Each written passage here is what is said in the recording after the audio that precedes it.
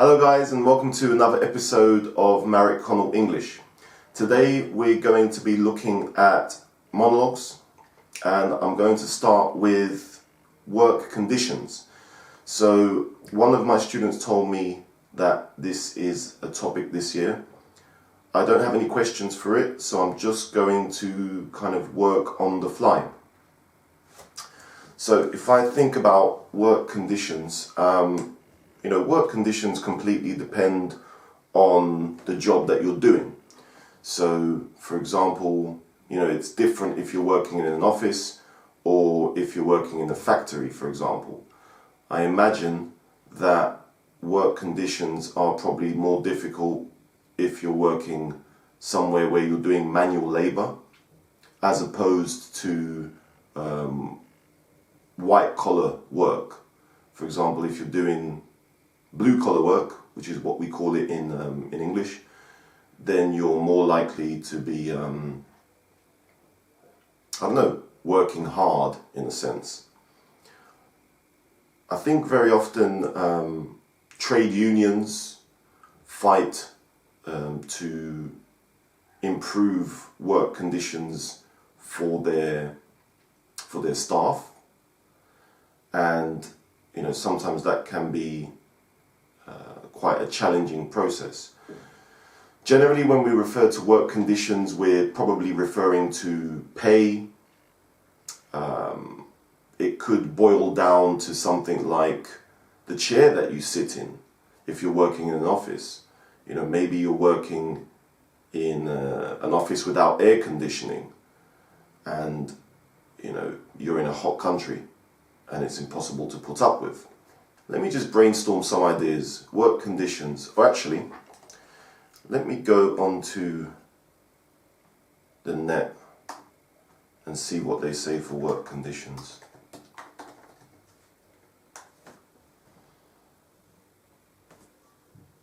Okay, of course, working hours. Working hours are definitely an issue in some jobs. In Spain, for example, you work from, 9 o'clock until 2, then you have a siesta, which is 3 hours, and then after that you work from 5 until 8, which, in my opinion, is a bit crazy. I'd much prefer to work from 9 to 5, which is, the typical way that people work in Britain, and I think probably in other countries in Europe. But yeah, sometimes if you're maybe working 24 hours a day, like nurses, for example, they have shifts where they have to work for 24 hours straight. Now, personally, that would drive me nuts. So I think something should be done. Maybe the trade unions can work on that to change working hours for nurses. Maybe some nurses like working for 24 hours straight, but I know that there's no way in hell that I would be willing to work for that long without some serious remuneration. Rest periods. I'm just looking at Google here for work conditions. Rest periods are also really important. I think every 4 hours you should at least have a break within those 4 hours. I think that no employer should make you work for 5 hours straight. Mental demands. That's another thing I'm seeing here. Mental demands on your work. I think some people work under a huge amount of pressure. I'm thinking about dentists.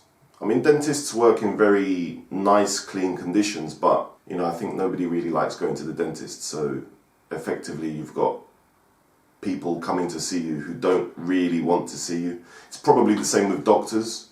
Nobody really wants to go to the doctor, but they do it because they have to. Traders as well, they work under a huge amount of pressure. There's pressure for them to perform always 100%. Sometimes they earn money for the company they're working for. Sometimes they lose huge amounts of money. So, it really totally depends on how taxing the mental work is that you do. If you're doing something physical, that's a different kind of demand. You've got mental demands and you've got physical demands of a job. Also, health and safety. Health and safety is a hugely important thing. Have I worked in any places where the health and safety has been dodgy? I don't know.